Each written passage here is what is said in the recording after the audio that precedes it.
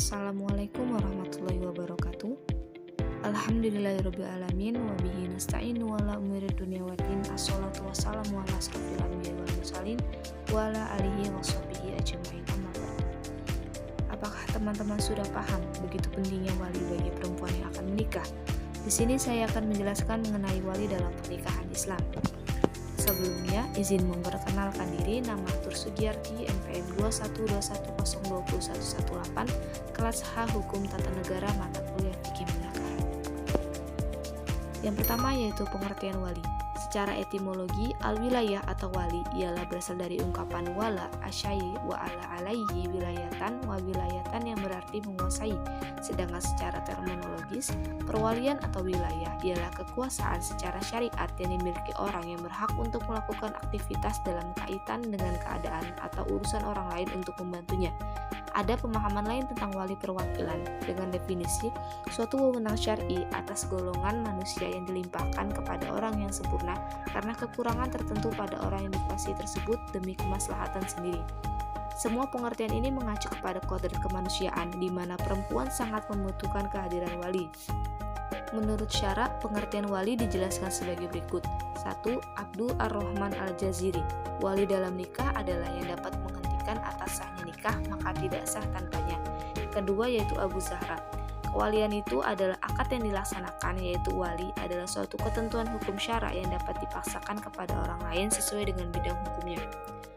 Selanjutnya yaitu rukun dan syarat wali. Wali dalam pernikahan diperlukan dan tidak sah suatu pernikahan yang dilakukan tanpa adanya wali.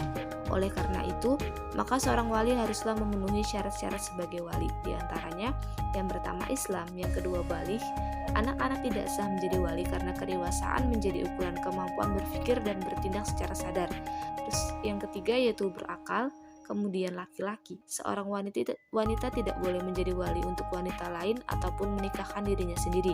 Apabila terjadi perkawinan yang diwalikan oleh wanita itu sendiri, maka pernikahannya tidak sah.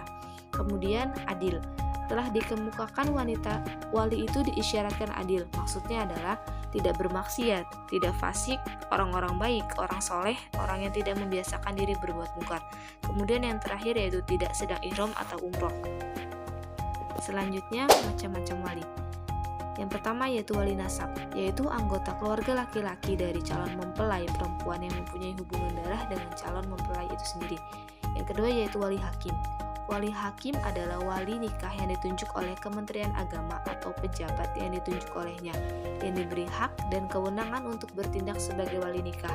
Wali nasab berpindah ke wali hakim apabila yang pertama ada pertentangan di antara para wali, kemudian yang kedua bila mana wali nasab tidak ada atau ada tapi tidak mungkin menghadirkannya atau tidak tahu tempat tinggalnya atau keberadaannya, dan juga karena wali nasab enggan untuk menikahkan putrinya. Selanjutnya yaitu taukil wali nikah. Kata taukil berbentuk masdar dari kata wakala yuwakilu taukilan yang berarti penyerahan atau pelimpahan.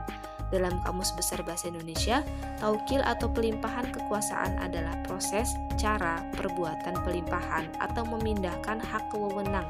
Adapun pengertian taukil maupun wakalah menurut istilah syara adalah seseorang yang penyerahan urusan kepada orang lain agar orang yang mewakilkan itu dapat melaksanakan urusan yang diserahkan kepadanya selama yang menyerahkan masih hidup. Adapun rukun dan syarat-syarat taukil adalah sebagai berikut.